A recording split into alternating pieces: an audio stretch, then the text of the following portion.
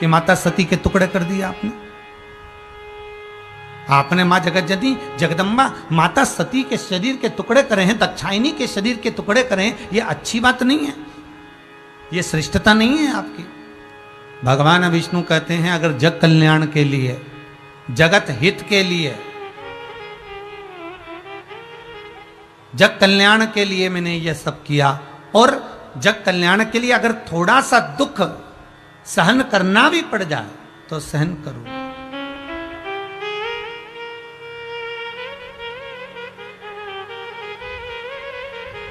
एक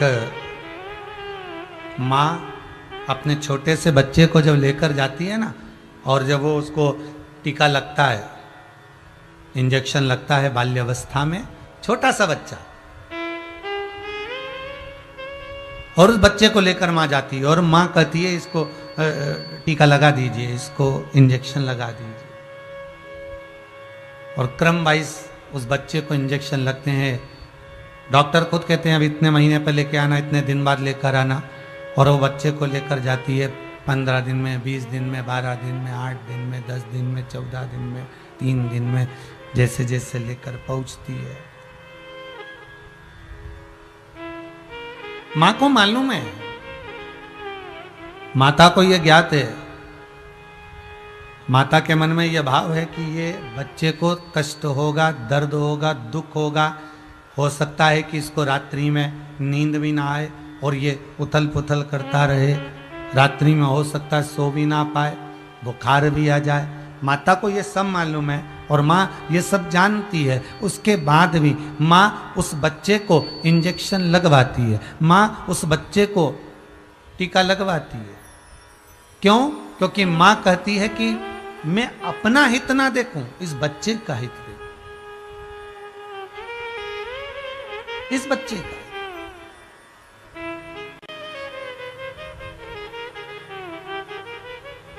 थोड़ा लगेगा जरूर। आज अगर संपूर्ण भारत की भूमि पर पुलिस प्रशासन थोड़ा सा प्रेशर दे रही है, घर में रहो, बाहर मत निकलो, दरवाज़ा बंद कर कर रखो, थोड़ा दुकानें बंद कर कर रखो, तुम अपने घर में रहो, थोड़ा उनका क्रोध दिख जरूर रहा है, पर इससे फायदा आपका है। प्राण रहेंगे तो दुकान पर बैठ भी जाओगे, प्राण रहेंगे तो 4 फैक्ट्रियां भी लगा लोगे, शरीर रहेगा, प्राण रहेंगे तो परिवार में गाड़ी और बंगले का सुख भोग भी लोगे। और अगर मालूम पड़े दुकान खोलकर बैठ गए और वायरस लग गया, कोरोना जैसी महामारी लग गई, और मालूम पड़े हॉस्पिटल में पड़े रहे और आखिरी में राम नाम सत्य हो गया, तो फिर वो कमाने का लाभ क्या होगा? थोड़ा कष्ट जरूर होगा, होगा थोड़ा कष्ट।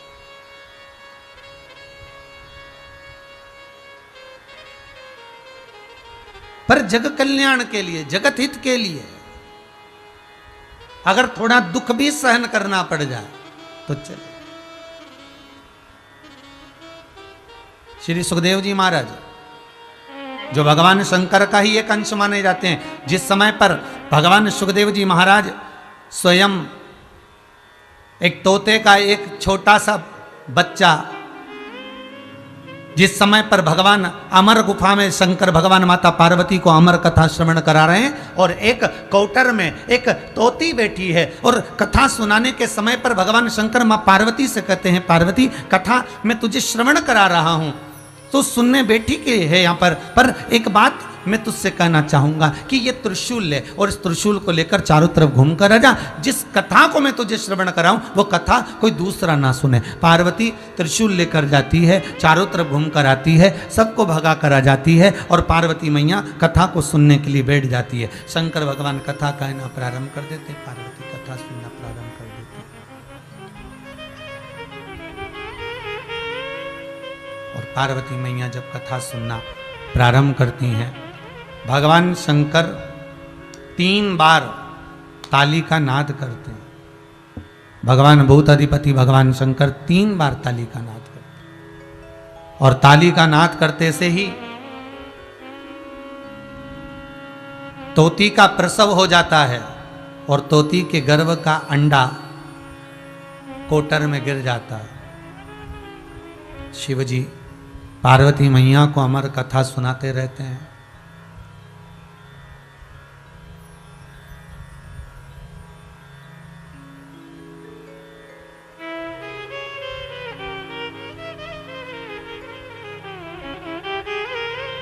और ये वही अमर कथा है जो भगवान शंकर बड़े भाव से अपने हृदय चित्त में धारण कर कर रखे थे। पार्वती मैया श्रवण करती है,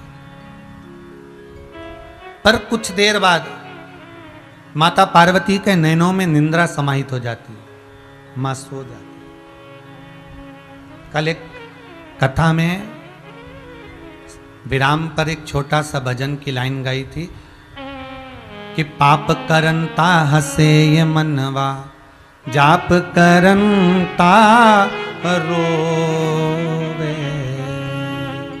पाप करंता हसे ये मनवा, जाप करंता रोवे। काम क्रोध में निस दिन जागे, कथा कीर्तन सो। ऐसी फूटी गई तकदीर, कहो ना कैसे तारो।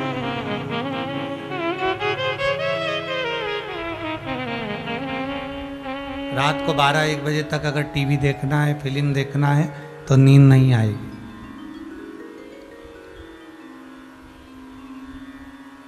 बारह 1-1 बजे तक नाटक देखना है, फिल्म देखना है, सीरियल देखना है तो नींद नहीं आएगी।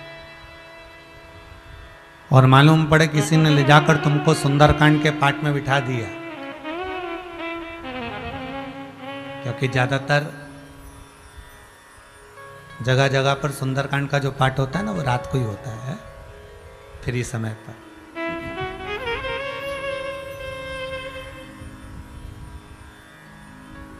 और रात्रि को किसी ने आपको सुंदरकांड के पाठ में ले जाकर बिठा दिया, रात को किसी ने भजन में ले जाकर बिठा दिया। अरे वो भी जाने दो, हम तो कहेंगे वो एक व्रत आता है ना हरतालिका तीज का, जो रात्रि में होता है। महाराज वैसे तुम रात्रि को 2-2 बजे तक जागते रहोगे, नींद नहीं आएगी, पर जिस दिन तुम्हारा हरतालिका तीज का व्रत है, ऐसा होता है, यूं तुम रात दोपहर के 1-1 बजे तक भूखे रह जाओगे चल जाएगा, पर जिस दिन तुम्हारा एकादशी का व्रत है, जिस दिन तुम्हारा सोमवार का व्रत है, जिस दिन तुम्हारा मंगलवार का व्रत है, जिस दिन तुम्हारा चतुर्थी का व्रत है, जिस दिन तुम्हारा पंचमी छठ का तीज का व्रत है, उस दिन तुम्हें सुबह से बस उठते से चाय पीते से भूख लगना प्रारंभ हो जाएगी। ये है।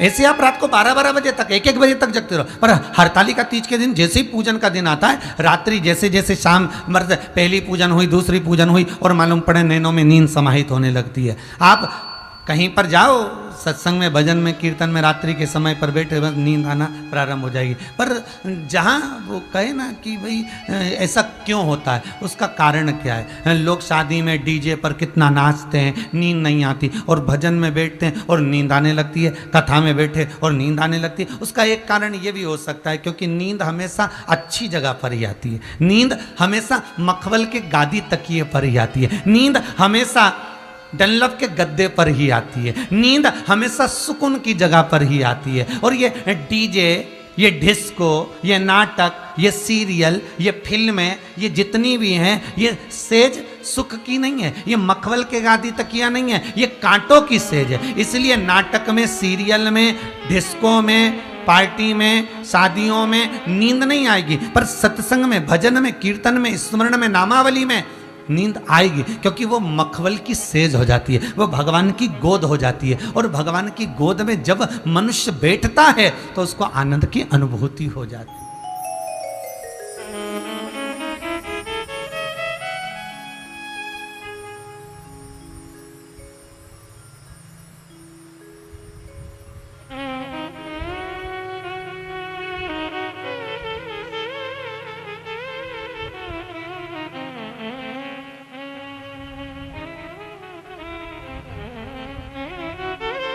तुम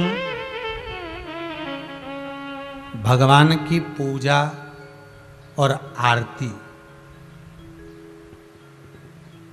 मशीनों के भरोसे पर छोड़ दिए। अभी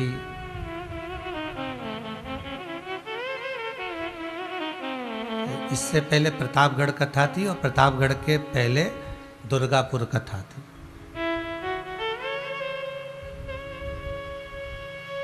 कैलाशजी अग्रवाल कथा को अग्रवाल परिवार कराया था। यूट्यूब पर भी वो कथा आई थी, लक्ष्मी नारायण मंदिर में हो रही थी। उसी मंदिर में हम भी ठहरे हुए थे। हमने देखा, केवल उसी मंदिर में नहीं, कई मंदिरों में देखा, आरती के समय पर लोग हाथ में घंटी और घड़ियाल लेना बंद कर दिए। एक मशीन आ गई, उज्जैन में मिलती है, हरिद्वार में भी मिलती है, और वो मशीन का खटका दबा दो और नगाड़ा बजना चालू हो जाता है, घंटे की नाद होना चालू हो जाती है, घंटी बजना चालू हो जाती है।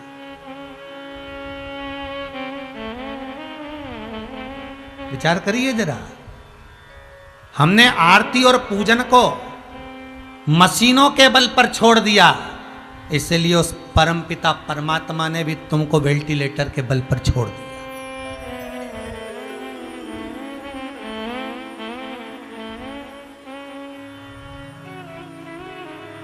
हम दुर्गापुर कथा करने गए तो हमने वहां भी देखा, वो बटन चालू कर देते महाराज जी और घंटियां बजना चालू हो जाती है और नगाड़े बजना चालू हो जाते हैं।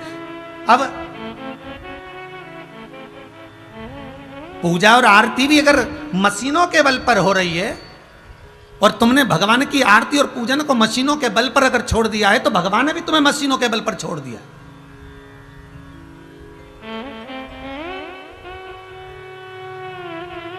और भगवान भी कह रहा है छोड़ दो इसको वेंटिलेटर में, मशीनों के। इसने मेरी पूजन को, मेरी आरती को, मेरे भजन को, मेरे कीर्तन को, मेरे नाम स्मरण को, मेरी भक्ति को केवल मशीन का एक ठिकाना बना रखा।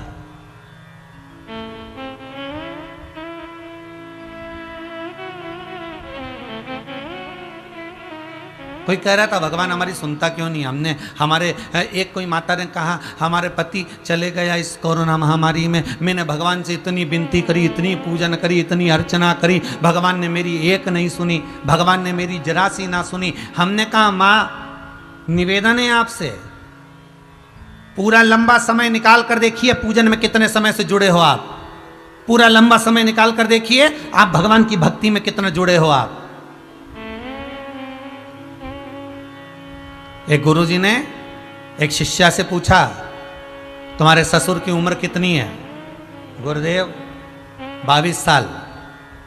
तुम्हारी सास की उम्र कितनी है? गुरुदेव 38 साल। गुरुदेव फिर पूछे तुम्हारी उम्र कितनी है? 52 साल। तुम्हारे पति की उम्र कितनी है? कल पैदा हुआ है। पत्नी कह रही। सास को गुस्सा आ गया जो सामने बैठी थी, उठकर खड़ी हो गई, महाराज ये मेरी बहू ने अपनी उम्र सही बताई, बाकी के सब झूठा बताया। ससुर 22 साल का है, मैं 38 साल की हूं, इसका पति कल पैदा हुआ तो शादी किसके साथ हुई इसकी? इसने केवल अपनी उम्र सही बताई, बाकी की सारी उम्र गलत बताई। गुरुजी हाथ जोड़कर बोले माँ आप बैठ जाओ, गुस्सा मत करो, मैंने आपकी बहू से आपकी उम्र पूछी है और वो उम्र नहीं जो तुम्हारी है, मैंने आपकी बहू से केवल वो उम्र पूछी है कि कौन कितने समय से भगवान की सेवा में लगा है।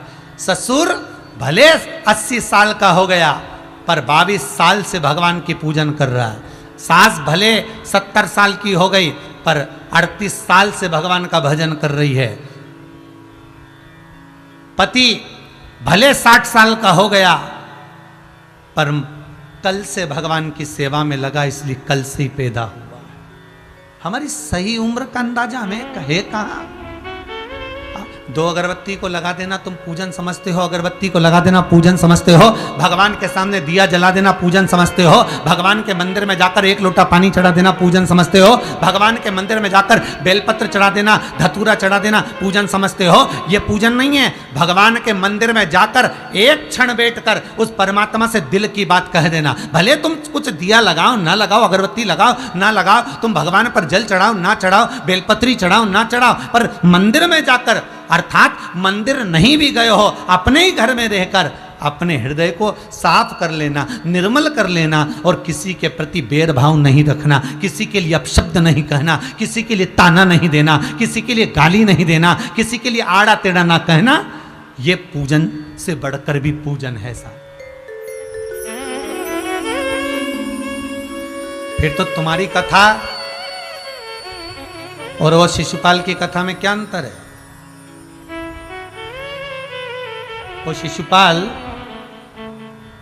भगवान के सामने खड़ा है और भगवान कह रहे हैं दाऊ दादा ये मेरी बुआ का लड़का है, इसको समझा दो, ये गालियों पर गालियां दे रहा है, सहन नहीं करूंगा मैं, इसको कह दो आप ये मेरी बुआ का लड़का है। अब शिशुपाल बुआ का लड़का है, भगवान के सामने खड़ा है, भगवान के सम्मुख में खड़ा है, उसके बाद भी भगवान उसके प्राणों को हर लिए, उसकी गालियां पूर्ण होने पर। उसका कारण क्या था? जब बुआ का बेटा था तो भगवान को मारना नहीं था।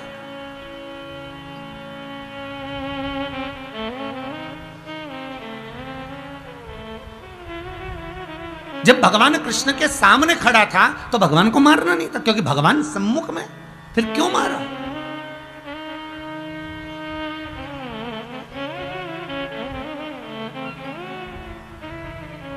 क्यों मारा? किस लिए?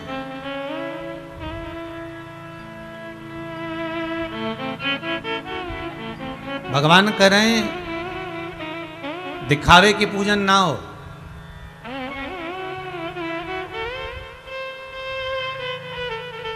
भोजन में झूठे किए हुए हाथ को पानी से धोया जा सकता है,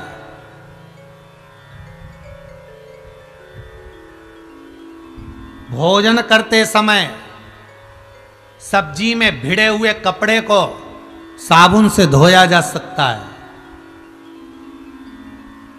पर कमाई करते समय झूठे किए हुए हाथ को 1 रुपये को 2 रुपये बनाते समय, कमाई करते समय झूठे किए हुए हाथ को ना तो पानी से धोया जा सकता है ना साबुन से धोया जा सकता है। ये झूठे किए हुए हाथ केवल सत्संग से ही धुल सकते हैं, केवल भगवान की भक्ति।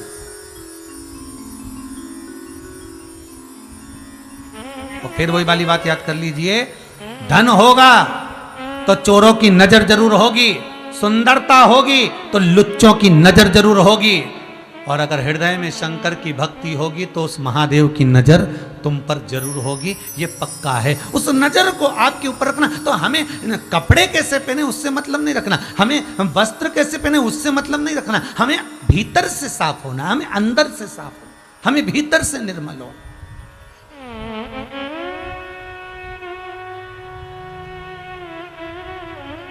हमारा मन पवित्र नहीं है,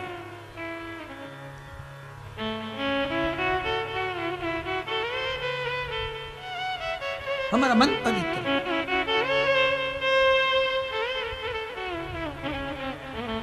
हमें भगवान की याद कब आती है? सोमवार आता है तब शंकर जी की याद आ जाती है, मंगलवार आता है तो हनुमान जी की याद आ जाती है। पूरे व्हाट्सएप पे देख लेना तुम भले हो, मंगलवार आएगा तो हनुमान जी का फोटो आ जाएगा, सोमवार आएगा तो शंकर जी का फोटो आ जाएगा, शनिवार आएगा तो शनि महाराज का फोटो आ जाएगा, शुक्रवार आएगा तो देवी जी का फोटो आ जाएगा, रविवार आएगा तो सूर्य नारायण भगवान का फोटो आ जाएगा। हम देवता को भी उसी दिन याद कर रहे हैं जिस दिन उसका वार है, इसके सिवाय हम उस देवता को याद नहीं कर रहे हैं।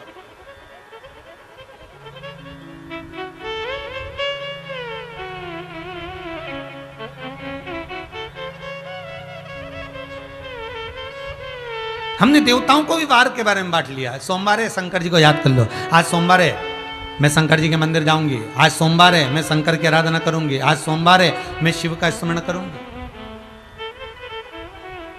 करो, अगर भक्ति प्रबल है भाव निर्मल है तो भगवान का दर्शन भी सम्मुख में है।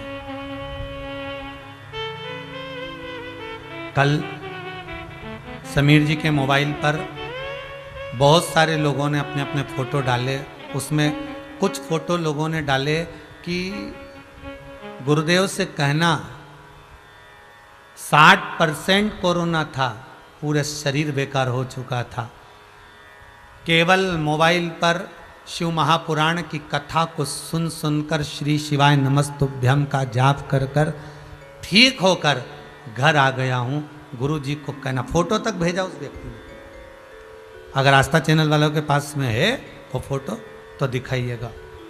उन लोगों ने अपने फोटो भेजे हैं कि हम भगवान शंकर की मात्र कथा का रसस्वादन कर कर, शंकर का अनुमोदन कर कर, शिव महापुराण का स्मरण कर कर हम वापिस लौट कर आ गए। शंकर की रुचि अर्थात शिव महापुराण की कथा फिर कहती है कि दिखावे से शंकर को मत रिझाओ। भगवान को दिखावा प्रिय नहीं है। आप किस कलर के कपड़े पहने हो, कौन से कपड़े पहने हो, भगवान को उससे मतलब नहीं है। कपड़ा बदलने से परमात्मा नहीं मिलता, कलेजा बदलने से भगवान मिल जाता है। आप कपड़े कब तक बदलोगे साहब? कपड़ा तो उस लंकाधिपति रावण ने भी बदला था, संत का चोला पहन लिया था, और ऐसा चोला उस संत का पहना और रावण सीता को हर कर चले गया कि वो संत का चोला आज भी कुंभ के मेले में सबसे पहले धोया जाता है तो भी साफ नहीं हो पाता। कपड़े बदलने से क्या होगा? इस चित्त वृत्ति को बदलना, इस मन को बदलना, इस भाव को बदलना।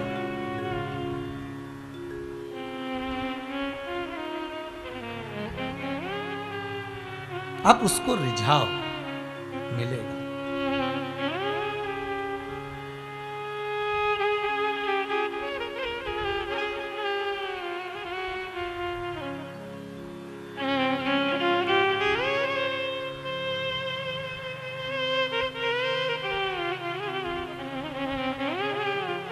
महाराज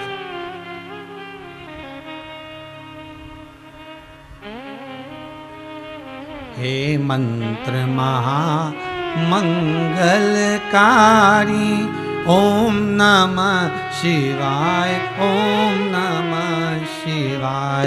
हे मंत्र महामंगलकारी,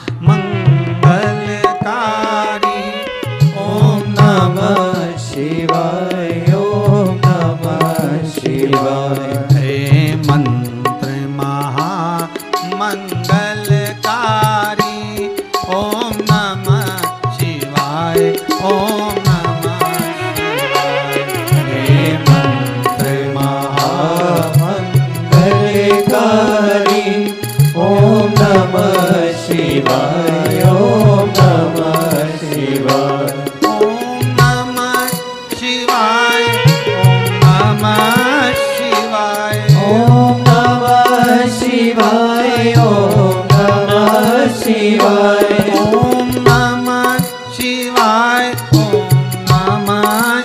शिवाय। ओम नमः शिवाय, ओम नमः शिवाय। ओम नमः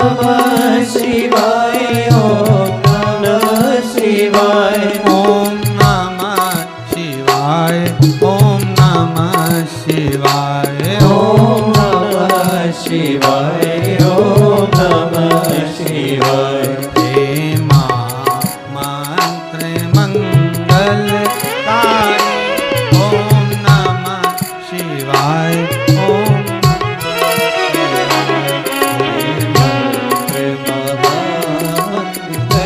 मंगलकारी, ओम नमः शिवाय, ओम नमः शिवाय।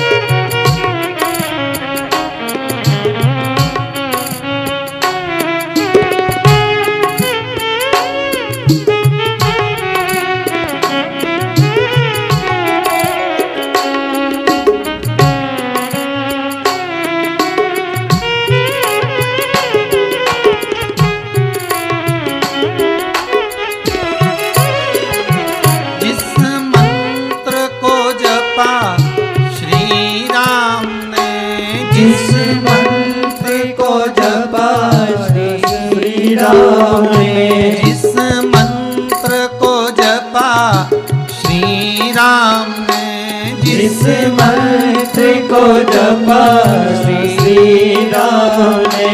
वह मंत्र है ओम नमः शिवाय। वह मंत्र है ओम नमः शिवाय। हे मंत्र महामंगलकारी ओम नमः शिवाय ओम नमः शिवाय। हे मंत्र महामंगलकारी ओम नमः शिवाय ओम नमः शिवाय। ओम नमः शिवाय ओम नमः शिवाय। ओम नमः शिवाय ओम नमः शिवाय। ओम नमः शिवाय ओम नमः शिवाय। ओम नमः शिवाय ओम नमः शिवाय। ओम नमः शिवाय ओम नमः शिवाय। ओम नमः शिवाय ओम नमः शिवाय। हे मंत्र महामंगलकारी ओम नमः शिवाय ओम नमः शिवाय। हे मंत्र महामंगलकारी ओम नमः शिवाय ओम नमः शिवाय।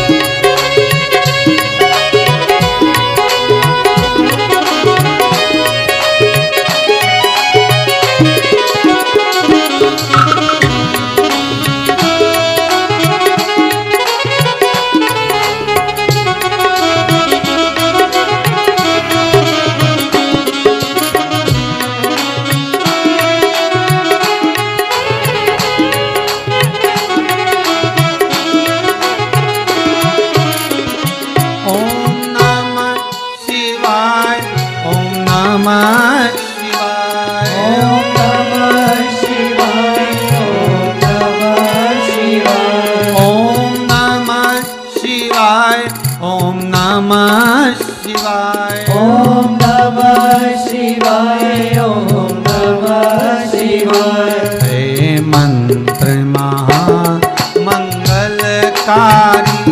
ओम नमः शिवाय ओम नमः शिवाय। हे मंत्र महामंगलकारी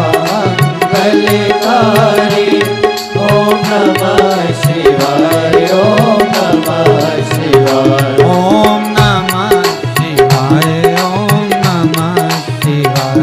ओम नमः शिवाय ओम नमः शिवाय। ओम नमः शिवाय ओम नमः शिवाय। ओम नमः शिवाय ओम नमः शिवाय। भगवान का ये मूल मंत्र जपने वाला जपाने वाला नित्य भगवान का स्मरण चित्त धारण करने वाला कभी भटक नहीं सकता।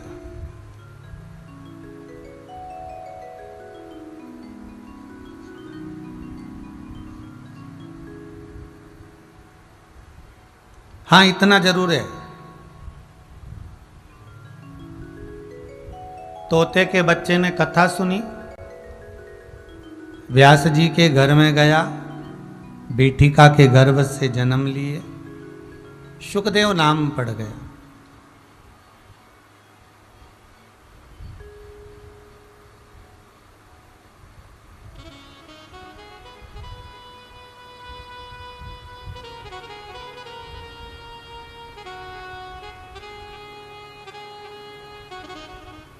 तोता, आप लोग कभी मिट्ठू को तोता को देखना, नीम पर बैठेगा, आम पर बैठेगा, बड़ा चतुर होता है, कांटे की झाड़ी पर कम बैठता है, पर वही तोता, वही सुखदेव जी महाराज जो जन्म लेने के बाद अवस्था धारण कर कर वन को जाने लगे और श्री वेद व्यास जी महाराज उनको पकड़ कर लेकर आए। चलो, कहाँ जा रहे हो? महाराज मेरा मन नहीं है गृहस्थाश्रम में पढ़ने का, मैं तो बैरागी में, त्यागी में, सन्यासी बनकर अपनी जिंदगी जीना चाहता हूं, मेरा मन नहीं है गृहस्थाश्रम में पढ़ने। वेद व्यास जी कहते हैं कि सबसे बड़ा आश्रम ही गृहस्थाश्रम है। सबसे बड़ा आश्रम कौन सा? गृहस्थाश्रम। घर के अंदर रहो और गृहस्थाश्रम में रहकर अगर मुख से भगवान का नाम निकल गया तो आनंद की अनुभूति हो गई।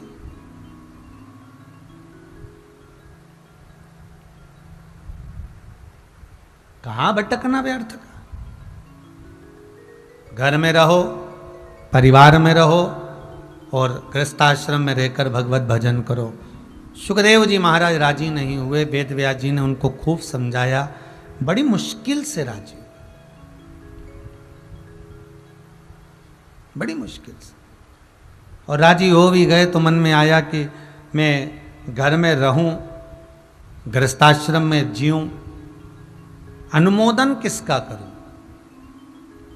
देखिएगा, जिन शंकर के मुख से श्री सुखदेव जी महाराज ने कथा का रसस्वादन श्रवण किया हो, शिव के मुख से जब कथा को सुना हो, तो वो सुखदेव जी महाराज भगवान शंकर की वाणी को श्रवण करने के बाद सुख तो हृदय में वैसे ही समाहित हो गया, तो फिर भटके कहाँ? फिर एक बार मन में आ गया सुखदेव जी के मन में कि अब मैं गृहस्थाश्रम में नहीं पढ़ना चाहता। फिर वेद व्यास जी ने उनको राजा जनक जी के घर पर भेजा। देवी भागवत में लिखा है, और देवी भागवत में लिखा कि राजा जनक के यहाँ भेजा गया। और जनक जी महाराज के यहाँ पर जब सुखदेव जी महाराज गए और जाकर दरवाजे पर खड़े होकर कहा, कह दो श्री वेद व्यास जी महाराज के पुत्र महाज्ञानी श्री सुखदेव जी महाराज आए। जनक जी निकल कर बाहर नहीं है, जनक जी निकल कर बाहर नहीं है, क्योंकि उनको लगा अहंकार के शब्द जब निकलते हैं तब तक भगवान का मिलना बड़ा कठिन हो जाता है।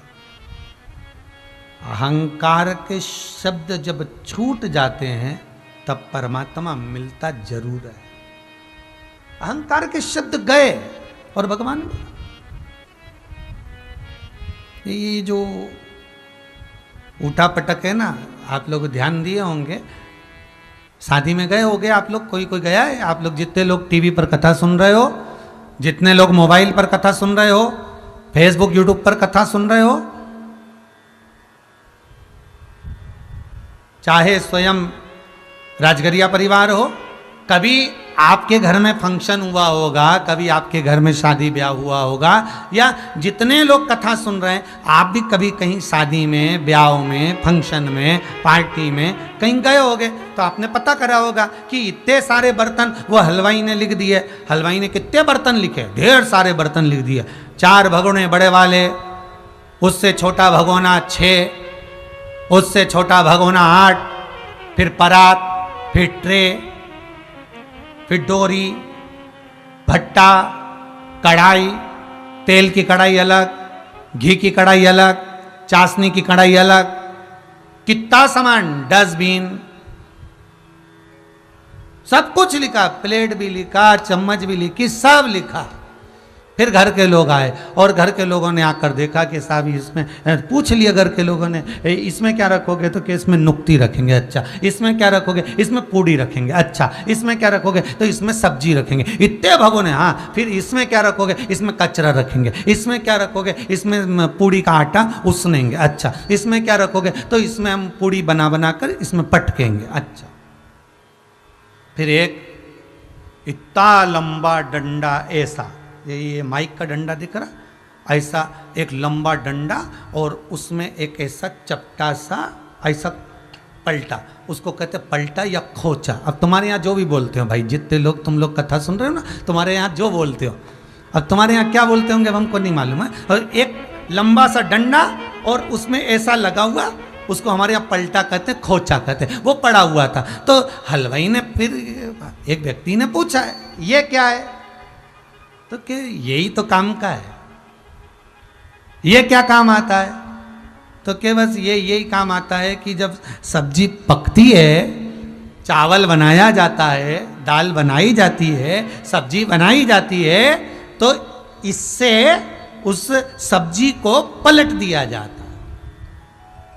हलवाई ने कहा सबसे ज़्यादा काम का यही है, जितनी ये बड़े बड़े भगोने काम के नहीं, उतना वो पलटा काम का है, उतना वो खोचा काम का है। बस वो खोचा पलटने का काम करता है और वो ही खोचा मेरे शंकर के हाथ में रखा हुआ है, वो ही खोचा, वो ही पलटा।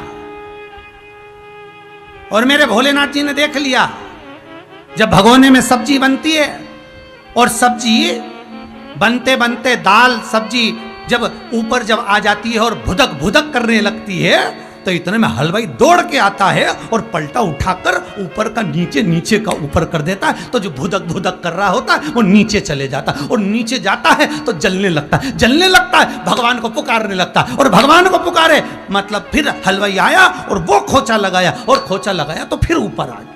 बस भगवान भी यही करता है, जब व्यक्ति अहंकार में फुदक फुदक करने लगता है, जब व्यक्ति अहंकार में उचकने लगता है, जब व्यक्ति अभिमान में फूल जाता है, मेरी फैक्ट्री, मेरा घर, मेरी जमीन, मेरी जायदाद, मेरा गाड़ी, मेरा बंगला, मेरे बच्चे, मेरी फैक्ट्री, अरे मैं 4 चांद लगा दूंगा, मेरी गाड़ी, मेरा बंगला। और जब धन के अहंकार में, सत्ता के अहंकार में, अभिमत्ता में जब व्यक्ति भगोने में फुदकने लगता है, पृथ्वी पर फुदकने लगता है, तो भगवान भी अपने पलड़े से, अपने उस खोचे से माल को पलट देता है। और वो पलटा ये कोरोना महामारी में। अब घर में धन जरूर है, पर वो धन भी किसी काम का नहीं, भगवान के आगे हाथ जोड़कर बैठा है, सही कर दो, अब कोई नहीं कर सकता। अब वो अटैची भरा हुआ पैसा काम आएगा क्या?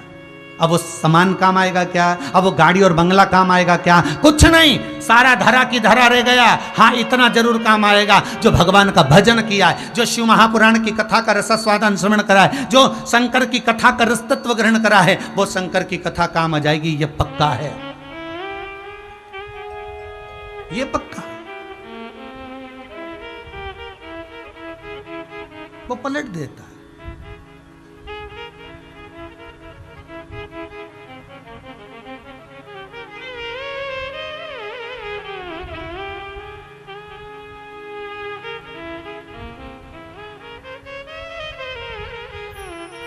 मनुष्य को सीधा करने का तरीका भगवान को बहुत सारे हैं।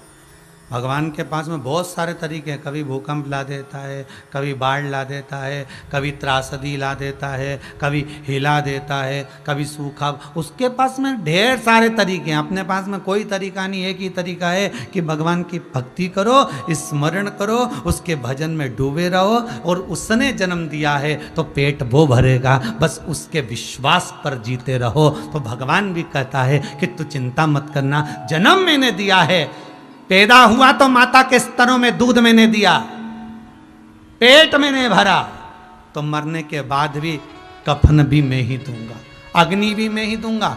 और वो आज भगवान ने कलिकाल में सिद्ध कर दिया। ना मोहल्ले वाले, अरे पड़ोसी भी आंख कर आंसू नहीं पोंछ रहे, मोहल्ले के लोग देखते रह रहे हैं बस कि मर गया, रो रहे हैं, पर कोई आंसू पोंछने वाला नहीं। कौन चुप करा रहा है? कौन आंसू पोंछ रहा है? विपदा की घड़ी में पलंग के सिराने पर आकर कौन खड़ा है? जो तुमने भजन किया, जो तुमने दान किया, जो तुमने पुण्य करा, जो तुमने सत्कर्म करा, वो सम्मुख में खड़ा।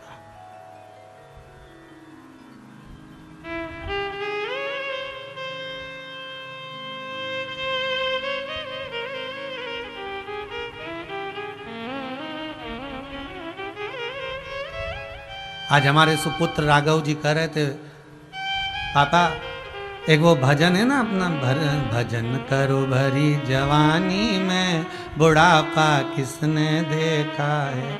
आज वो भजन गाना, हमने कहा बेटा वो भजन भी अब फेल हो गया, अब वो भजन भी फेल हो गया कि भजन करो भरी जवानी में, बुढ़ापा किसने देखा। 2021 में देखा कि बुढ़े तो फिर भी ठीक है, जवान निपटे जा रहा है, अब कौन सा भजन लाओगे? अब उस भजन को थोड़ा सा बदलकर भजन करो हर श्वास में, हर श्वास में, प्रत्येक श्वास में शिव रटो, वृथा जन्म मत खोए, ना जाने इस श्वास का फिर आवन होए ना होए। अब वो श्वास आएगी ना आएगी भरोसा ही नहीं है, भजन भी गया। तेरा पल पल बीता जाए, मुख से जप ले नमः शिवाय। बस अब तो भगवत भजन हर पल, हर घड़ी, हर क्षण, हर श्वास में भगवान को रोज धन्यवाद दो, प्रतिदिन।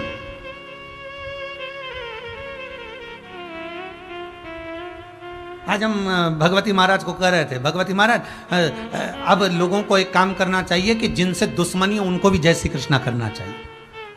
आज हम भगवती महाराज को कि जिनसे दुश्मनी है, जिनसे आप नहीं बोलते, नहीं चालते, नहीं बात होती आपकी, उसको भी राम राम कहो, उसको भी जय श्री कृष्णा करो, उसको भी श्री शिवाय नमस्तुभ्यम बोलो, उसको भी हर हर महादेव बोलो, उसको भी जय बाबा की बोलो।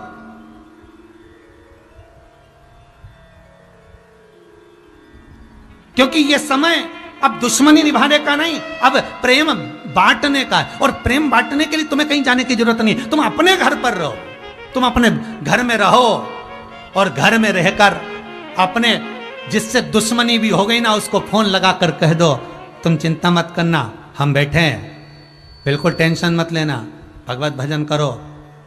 आस्था चैनल पर कथा आ रही है 2 बजे से 5 बजे तक, सियोर वाला महाराज बाचरिया है, कथा सुनो, टेंशन नहीं लीजिएगा।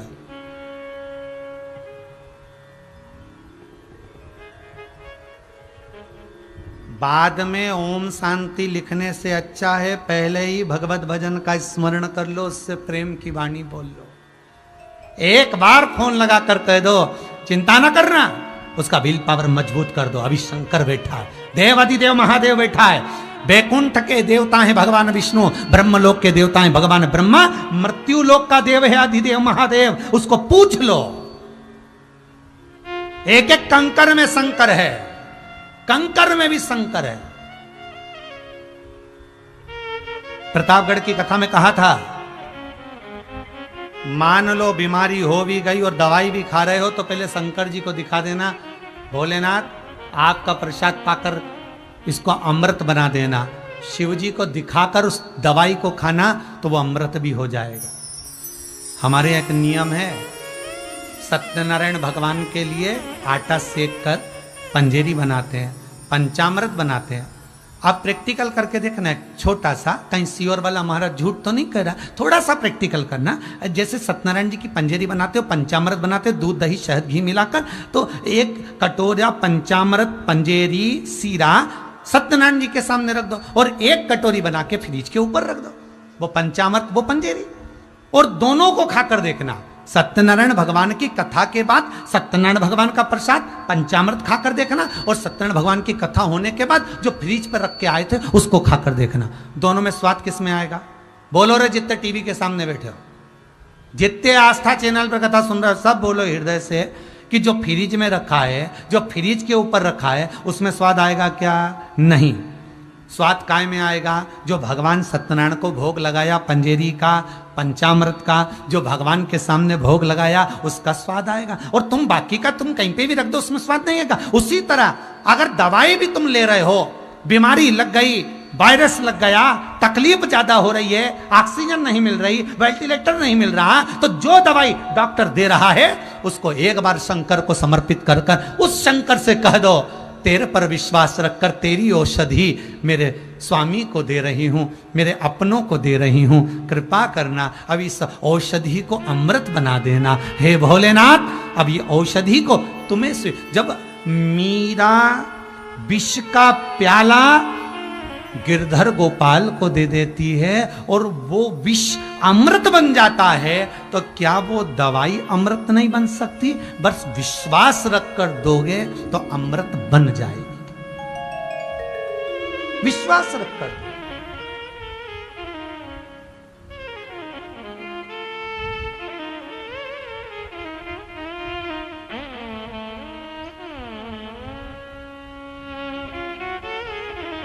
अगर विश्वास रख कर दिया है तो अमृत बनी है।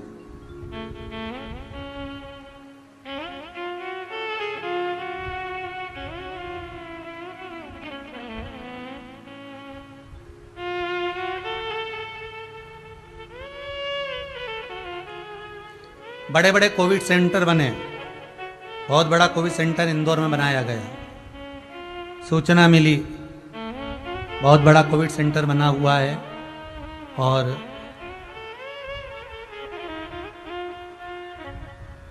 राधा स्वामी सत्संग व्यास में बना हुआ है। दवाइयाँ चालू हो गई, मरीज भी आना प्रारंभ हो गए। सूचना मिली तो हमने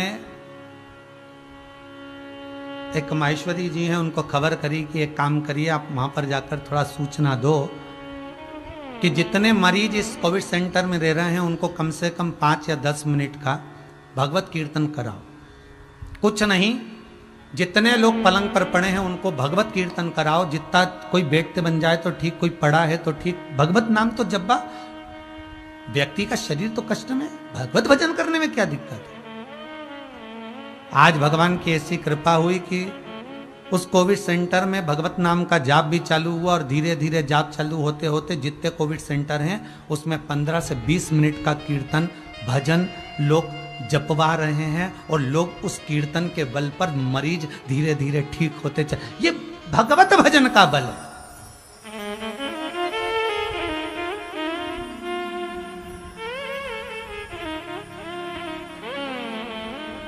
इस भजन के बल पर प्रहलाद जे, इस भजन के बल पर प्रहलाद को खोलते हुए तेल में डाल दिया तो ठंडा पानी बन गया, अग्नि में पटक दिया तो राख का ढेर बन गया, अरे पुष्प का ढेर बन गया, पानी में डाल दिया तो बचकर निकल कर आ गया। जब प्रहलाद भगवत भजन के बल से काल की मुख से निकल कर आ सकता है, ध्रुव जी महाराज काल के मुख से निकल कर आ सकते हैं, मीरा काल के मुख से निकल कर आ सकती हैं, तो फिर संसार का मनुष्य क्यों नहीं? जपो हे मंत्र महा मंगलकारी। अब तो बोलो रे, आस्था पे बैठे हो, सामने सोफे पर, पलंग पर, कुर्सी पर बैठे हुए हो, आसन लगा के जमीन पर बैठे हो, जल्दी बोलो हे मंत्र महा मंगलकारी। अच्छा, आप लोग सोचते हो कि महाराज आपको कैसे मालूम कि हम कुर्सी पे बैठे, सोफे पे बैठे? अरे भाई, भाव का है कथा। यहाँ पंडाल में कोई नहीं तो कम से कम ऐसा भाव तो होना चाहिए कि आप जहां बैठकर सुन रहे हो हमारे सम्मुख में तो हो ना, ऐसा लगना चाहिए कि आप सामने हो और कथा चल रही, और आपको भी ये महसूस होना चाहिए कथा कुबेरेश्वर धाम पर नहीं, कथा आपके घर में हो रही है, आपके सम्मुख में हो रही है। हे मंत्र महा मंगलकारी।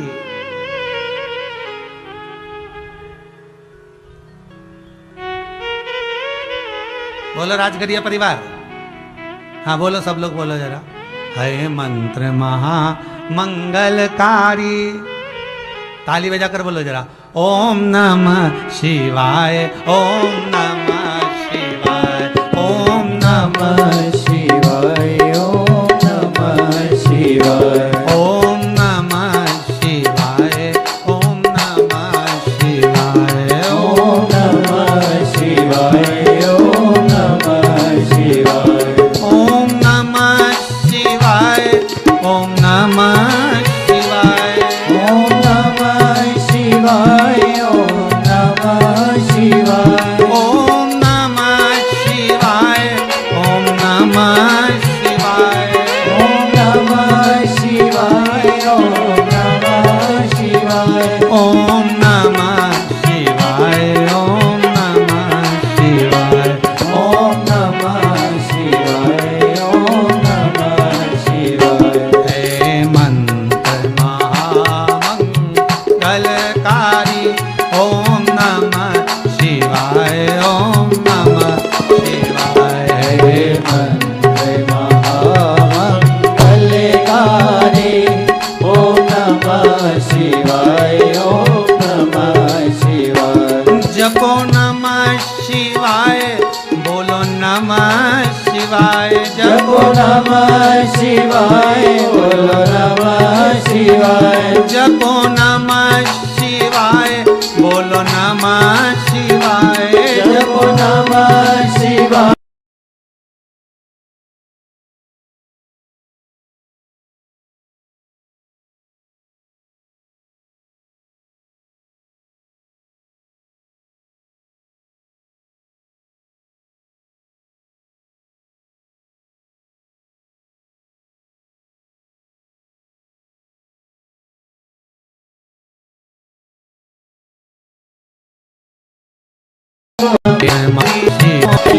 आओ दिल वालों, जहाँ जहाँ उड़ीसा वालों, सब दोनों हाथ से ताली बजाकर हे मंगलकारी ओम नमः शिवाय ओम नमः महामंगलकारी ओम नमः शिवाय ओम नमः शिवाय खाते बोलो प्रभु का नाम जपो खाते बोलो प्रभु का नाम जपो आते बोलो प्रभु का नाम जपो आते बोलो प्रभु का नाम जपो हे मंत्र महामंगलकारी ओम नमः शिवाय ओम नमः शिवाय हे महामंगलकारी ओम नमः शिवाय ओम नमः शिवाय ओम नमः शिवाय ओम नमः शिवाय ओम नमः शिवाय ओम नमः शिवाय भगवान शिव की कथा कर रही है। शंकर कब पलट दे बाजी को, ये शिव के हाथ में। हम बहुत दूर ना पुकारे, हम उस शंभु को, उस शंकर को पुकारे।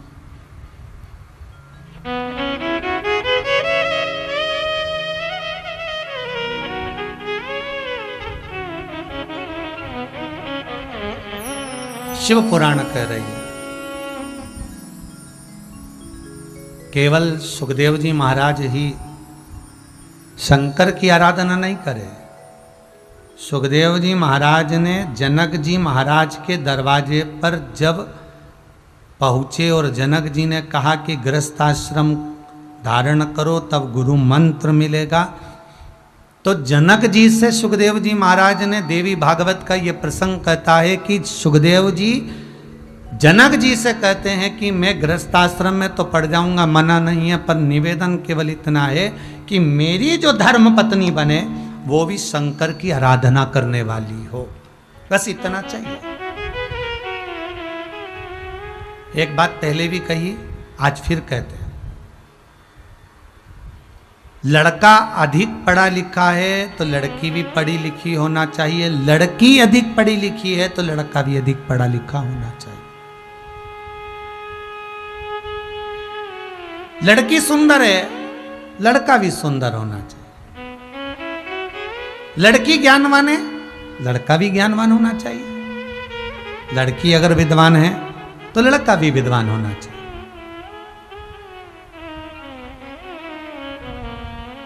यदि इससे विपरीत आपने जोड़ी ढूंढ ली ना, तो वो जोड़ी स्वस्थ नहीं रहेगी, वो जोड़ी अच्छी नहीं रहेगी।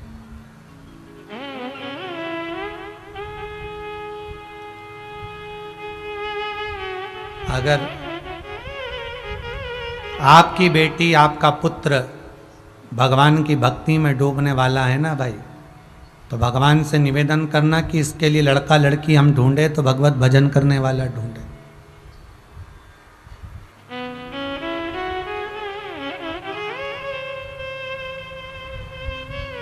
भगवत भजन करने वाला। एक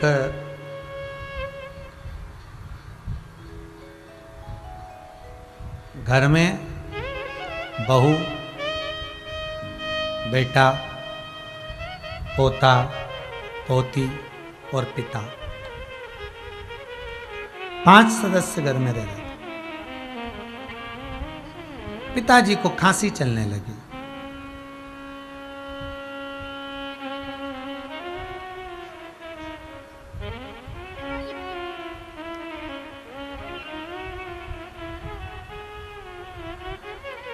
बहू ने अपने पति से कहा, सुनो, बच्चों को पढ़ने में डिस्टर्ब होता है, परेशानी होती है, पिताजी को जो माली का कमरा है चौकीदार वाला, उस कमरे में ठहरा दीजिए।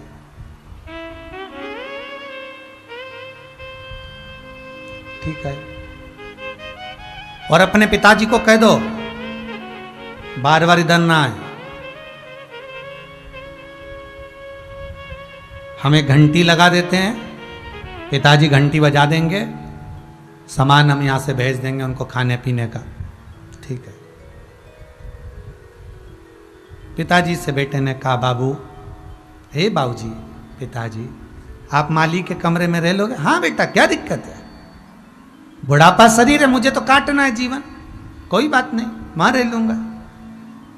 बेटे ने पांव पकड़कर अपने पिताजी से कहा, आपके चरण पकड़ता हूं, आप घर में प्रवेश मत करना, आपके कारण विवाद होता है। ठीक है, पर मुझे खाने पीने की, ये घंटी बजाना, तुम्हारी बहू सामान भेज देगी, वो तुम्हारे लिए खाने पीने का सामान लेकर आएगी। ठीक है। पिताजी घंटी बजा देते, बहू नौकर के हाथ सामान भेज देती। 2 महीने 3 महीने निकले, यही काम चलता रहा। एक दिन पिताजी ने घंटी बजाई, बजी नहीं, बहू सामान लेकर नहीं गई। बेटे ने कसम दी थी, बाबूजी मेरी कसम है, आप घर में प्रवेश मत करना। पिता के पास पीने का पानी नहीं था, घंटी बजा बजा कर रह गया, घंटी नहीं बजी। सुबह से शाम हो गई, ऑफिस में छुट्टी भी लेट हुई आज पति की।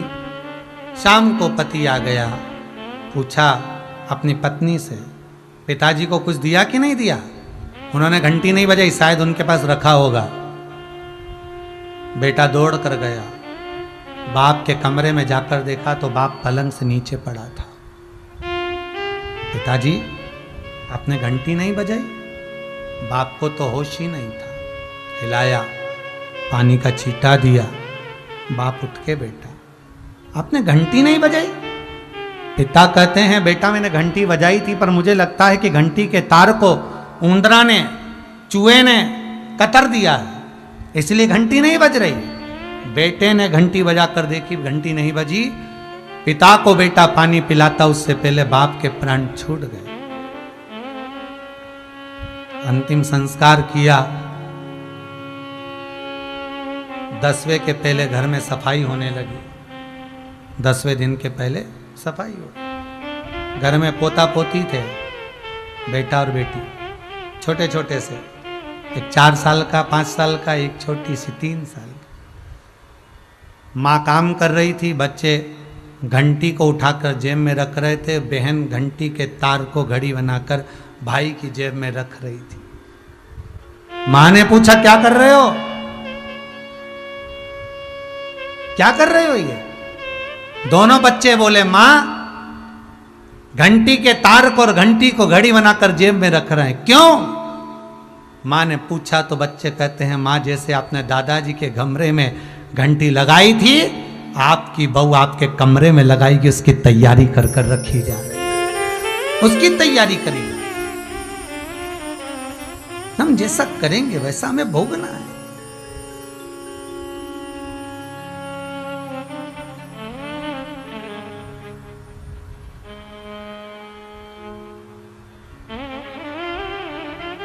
हम जैसा कर्म करेंगे उसके अनुसार हमें भोगना पड़ेगा।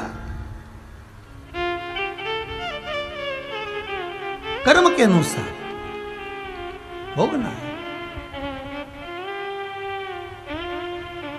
सुखदेव जी महाराज ने राजा जनक जी से कहा कि मेरी पत्नी मिले मुझे, धर्म पत्नी मिले तो ऐसी मिलना चाहिए जो शंकर की आराधना करे, शिव की उपासक हो, शंकर की आराधना करने वाली हो।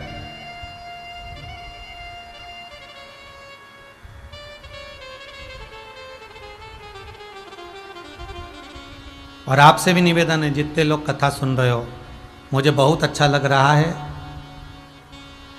राजगरिया परिवार में बहू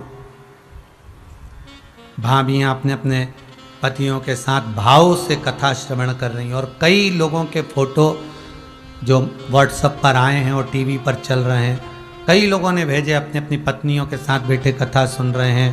कोई बच्चे लोग बैठे हैं भजन कर रहे हैं, बहुएं इतना आनंद से भजनों में नाच रही हैं, श्रृंगार आनंद है। ये सब जो आप लोग भाव से कर रहे हो, अच्छी खुशी की बात है कि कम से कम अगर पति धर्मात्मा है तो पत्नी भी धर्मात्मा। बेटा भगवत भजन में डूबा हुआ है तो बहू भी भगवत भजन में डूबी हुई है, साथ में बच्चे भी भगवत भजन में डूबे हुए हैं। ये बड़ी प्रसन्नता की बात है।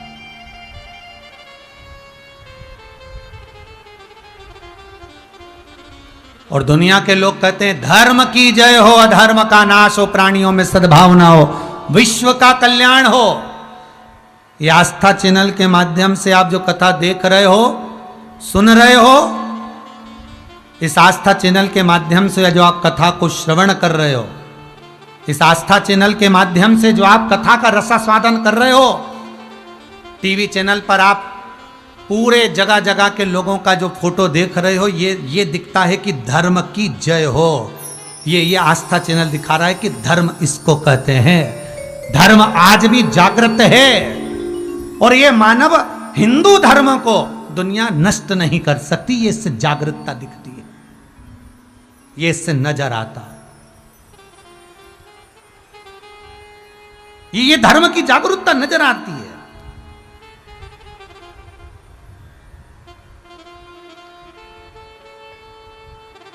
कि धर्म है क्या?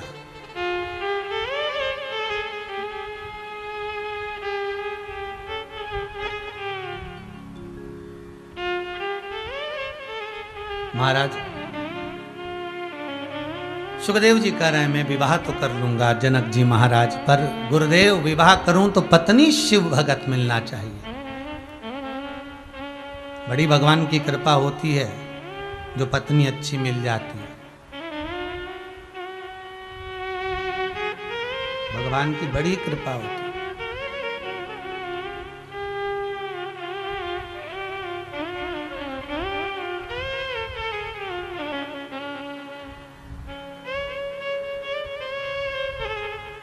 महाराज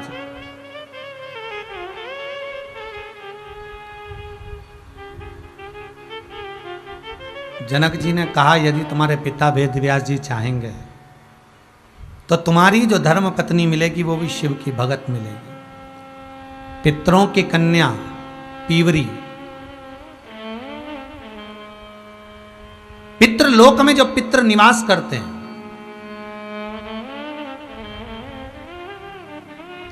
पितरों के 4 द्वार हैं,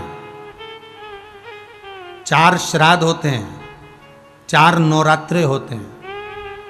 4 पितरों के द्वार के 4 पितृलोक के 4 द्वार हैं और 4 द्वार पर 4 पितृ विराजमान होते हैं।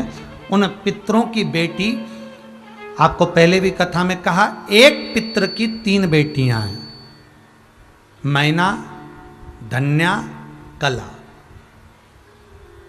जिनके घर में पार्वती जी का जन्म हुआ, धन्या जो सुनैना बनी जिनके घर में सीता जी प्रगटी, कला कीर्ति बनी जिनके घर में राधा प्रगटी। एक पित्र की बेटी है पीवली जो सुखदेव जी महाराज के साथ में भी है। देखिएगा जरा पितरों की बेटियां कितने अच्छे अच्छे घर में ब्याही, वो देखिएगा। एक पित्र की बेटियां ब्याही मैना हिमालय राज से, धन्या सुनैना बनी जो ब्याही स्वयं राजा जनक के यहाँ, कला कीर्ति बनी जो वृषभानु जी के साथ में भी है, और एक पिता की पुत्री पीवरी जो श्री सुखदेव जी महाराज के साथ में भी है। और सुखदेव जी महाराज के साथ में पीवरी का विवाह तो हो गया। विवाह होने के बाद सुखदेव जी महाराज फिर वन की ओर जाने लगे तो वेद व्यास जी ने रोका, रुको जरा रुको, अपनी धर्म पत्नी आ गई तुम्हारी पत्नी, पर पहला फर्ज है गृहस्थाश्रम में रहना, परिवार में रहना और इस परिवार को आगे बढ़ाना। सुखदेव जी महाराज के घर में 4 पुत्र हुए, कृष्ण, गौरप्रभ, भूरी और देवश्रुत। सुखदेव जी महाराज के घर में एक बेटी हुई जिसका नाम था कीर्ति, जो अनु नाम के राजा के साथ में भी आई थी। कीर्ति के घर में एक बेटा हुआ जिसका नाम था ब्रह्मदत्त। अब देखिएगा जरा, सुखदेव जी महाराज के घर में 4 बेटे हुए, एक बेटी हुई। कितना सुंदर संवाद देवी भागवत में लिखा है कि ये 4 बेटे और एक बेटी शिव की उपासना में इतने डूबे रहते थे, इतने डूबे रहते थे कि जब ये ब्रह्मदत्त भांजा मामा के घर में जाता था तब मामा और भांजे दोनों गौरप्रभ और ब्रह्मदत्त मिलकर एक शिवलिंग का निर्माण करते थे। और शिवलिंग का निर्माण जब करते इतनी आराधना में डूब जाते थे, इतनी आराधना में डूब जाते थे कि शंकर के शिवलिंग का अभिषेक करना भूल जाते थे। तो स्वयं गंगा ब्रह्मदत्त और गौरप्रभ के सामने आकर शंकर के शिवलिंग पर बूंद बूंद पानी गिराने लगती थी, कहीं ये पार्थिव शिवलिंग, ये मट्टी का शिवलिंग सूखने के बाद तिड़क ना जाए, चटक ना जाए उसके। कभी कभी आपने भी प्रयास करा होगा, जितने लोग आस्था टीवी पर कथा सुन रहे हैं, फेसबुक यूट्यूब पर सुन रहे हो, आपने भी कभी शिवलिंग का निर्माण करा होगा, मट्टी का शिवलिंग बनाया होगा। बहुत देर तक अगर शिवलिंग को रख दो, पूजन नहीं करो, पानी ना चढ़ाओ, दूध दही ना चढ़ाओ, तो शिवलिंग चटक जाता है, क्योंकि मिट्टी का है। कच्ची मिट्टी का शिवलिंग तो चटकेगा, बीच में से फट जाएगा, टूट जाएगा, खंडित हो जाएगा। पर कोई अगर आपसे प्रश्न करे, बहुत ध्यान दीजिएगा महाराज, कोई आपसे प्रश्न कर ले कि वो कौन था जो पार्थिव शिवलिंग का निर्माण करता था और शिवलिंग चटकता नहीं था, बिना पूजन के भी उस शिवलिंग पर जल चढ़ता रहता था, तो आप कह सकते हो एक सुखदेव जी महाराज के पुत्र और एक सुखदेव जी महाराज की पुत्री के पुत्र ब्रह्मदत्त और गौरप्रभ, ये दोनों मामा और भांजे शंकर के शिवलिंग का निर्माण करते थे। जब निर्माण करते थे उस शिवलिंग के निर्माण में इतने डूब जाते थे, भगवान की भक्ति में इतने डूब जाते थे कि जल चढ़ाना भी सुध से निकल जाता था। तब स्वयं शंकर गंगा जी को भेजते थे कि जाओ, इन्होंने शिवलिंग का निर्माण कर दिया है तो जल की धार तुम लगाओ, और गंगा जल की धार छोड़ने के लिए आती,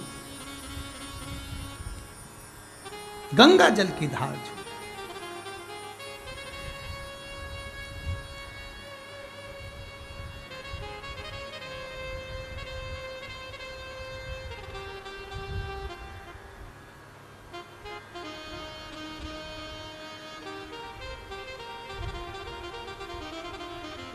हमारे गुरुदेव इंदौर हवेली जी श्री काका जी महाराज विठलेश राय, हमारी जो विठलेश सेवा समिति है वो उन्हीं के नाम से चलती है। श्री विठलेश राय काका जी महाराज हमेशा कहते थे, गोलोकवासी परम पूज्य श्री काका जी महाराज एक शब्द कहते थे, मिश्रा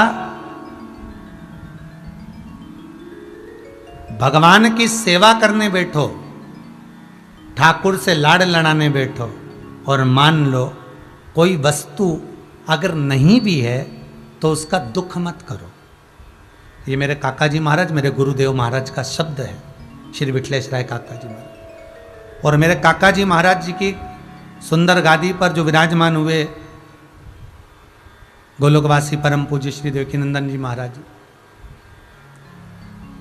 वो भी गोलोकवासी, उनके भी शब्द यही रहे।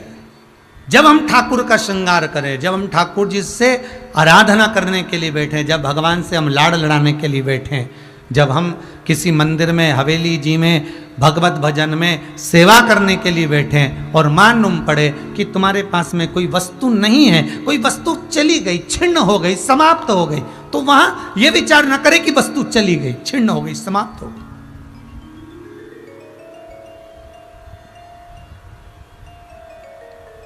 ये विचार करें कि वो वस्तु हमारे पास में है।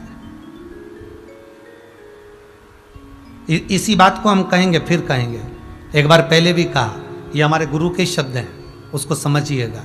दुनिया के कई लोग कहते हैं, तुमको ज्ञान देने वाले कहते हैं, थोड़ा बचा कर चलो, बुरे वक्त में काम आएगा, थोड़ा जोड़ कर चलो, बुरे वक्त में काम आएगा। घर के लोग करें, थोड़ा जोड़ कर चलो, बुरे वक्त में काम आएगा। मतलब घर के लोगों को मालूम है कि तेरा कहना है तो इतना भगवान का भजन करो, इतना शिव का स्मरण करो कि बुरा वक्त ही काय को आएगा।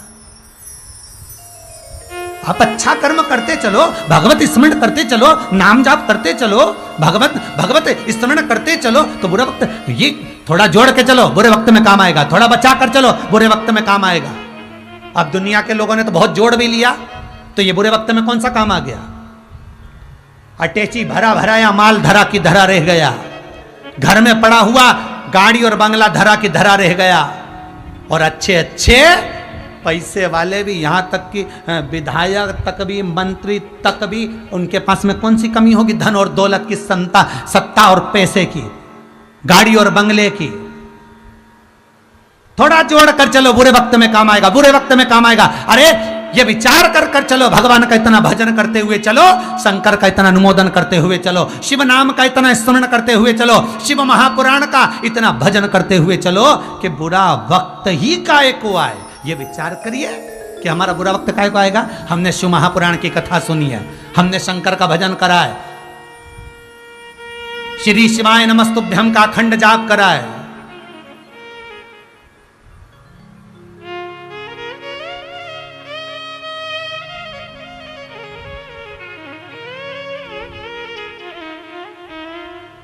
श्री शिवाय नमस्तुभ्यम को जपा है।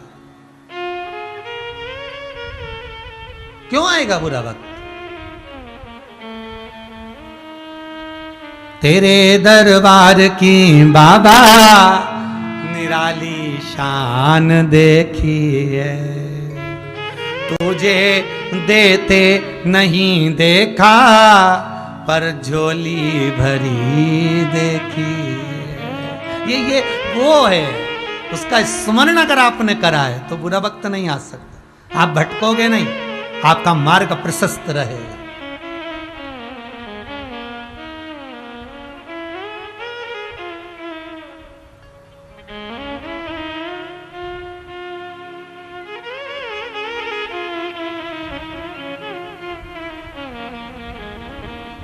भटकोगे नहीं। महाराज गौर प्रभ, ब्रह्मदत्त दोनों शिव आराधना में लगे रहते थे।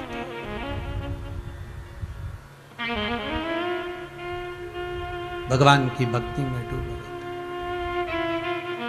महाराज काशी में बैठे भोले न्याय करें, भक्तों का बेड़ा शिव जी पार करें। काशी में बैठे भोले न्याय करें, भक्तों का बेड़ा शिव जी पार करें। काशी में बैठे भोले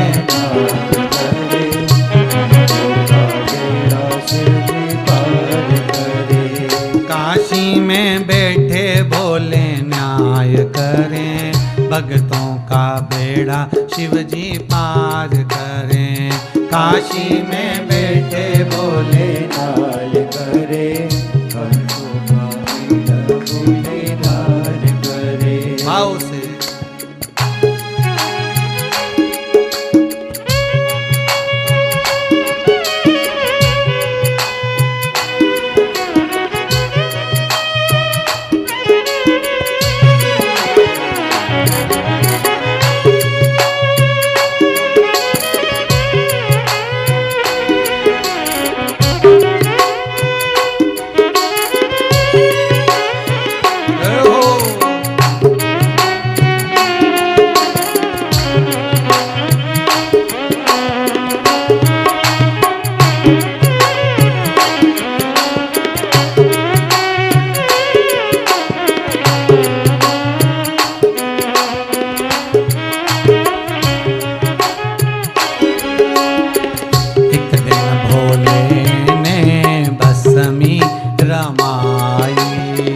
एक दिन भोले ने भस्मी रमाई। ओ एक दिन भोले ने भस्मी रमाई। एक दिन भोले ने भस्मी रमाई। गले मुंडों की माल धरे, भक्तों का बेड़ा शिवजी पार करे। गले मुंडों भक्तों का बेड़ा शिवजी पार करे। काशी में बैठे भोले न्याय करे, भक्तों का बेड़ा शिवजी पार करे। काशी में बैठे भोले न्याय करे, भक्तों का बेड़ा शिवजी पार करे। जय हो।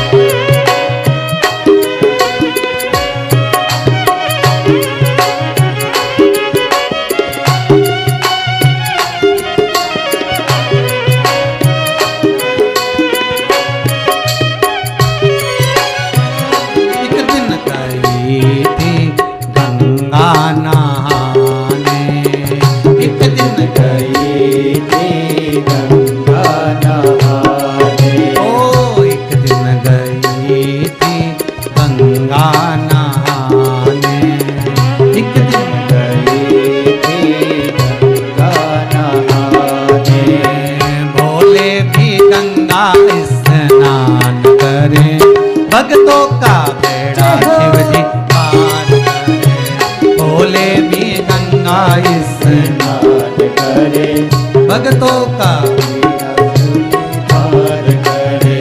काशी में बैठे भोले न्याय करे, भक्तों का बेड़ा शिवजी पार करे।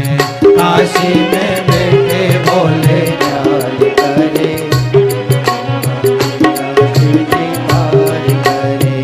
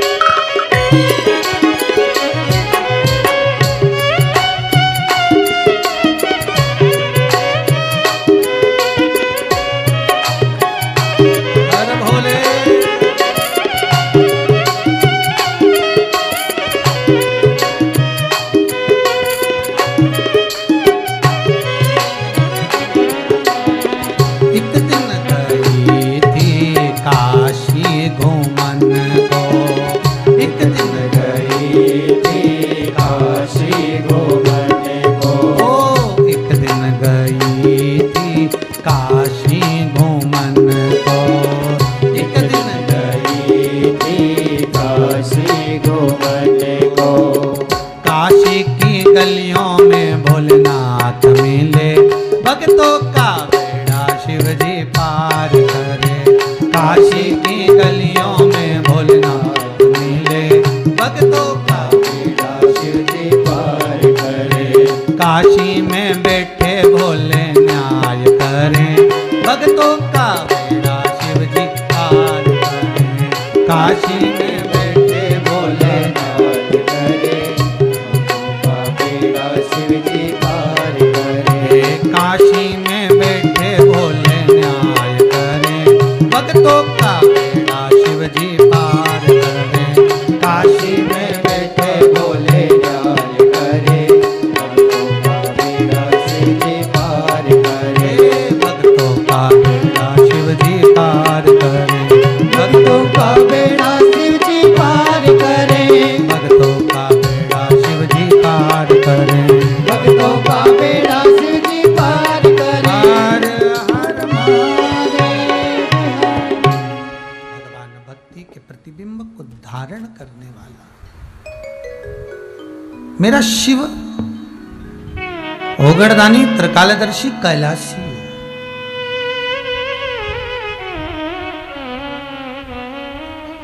गौरप्रभ सुखदेव जी महाराज के पुत्र और ब्रह्मदत्त सुखदेव जी महाराज की बेटी के पुत्र।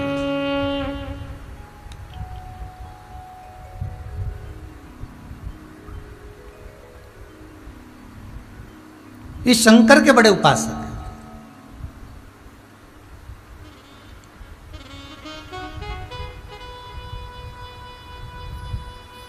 शिव उपासना में वस्तु बहुत चाहिए ये कहीं नहीं लिखा।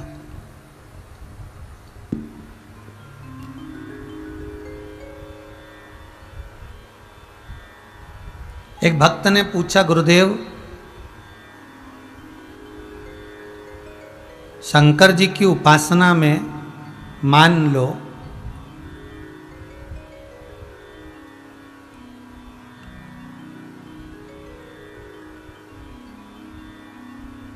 हमारा मन करे कि हम शंकर को तुलसी समर्पित करें तो क्या कर सकते हैं? भाई स्कंद पुराण में, शिव महापुराण में लिखा है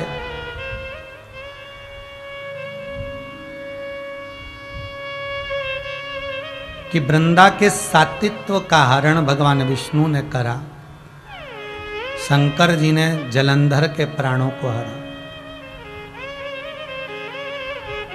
वृंदा तुलसी का क्यारा बनी।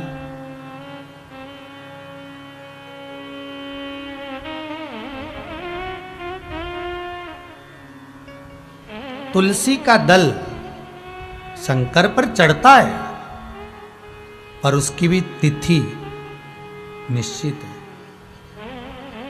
बैकुंठ चतुर्दशी के दिन तुलसी का दल शिव पे चढ़ता है। कई पुराणों में आपको मिलेगा कि तुलसी समर्पित, तो वो तिथि निश्चित है। हाँ, ये जरूर होता है कि तुलसी की जो मंजरी होती है, तुलसी की जो मंजरी होती है, जो तुलसी के ऊपर लगी होती है,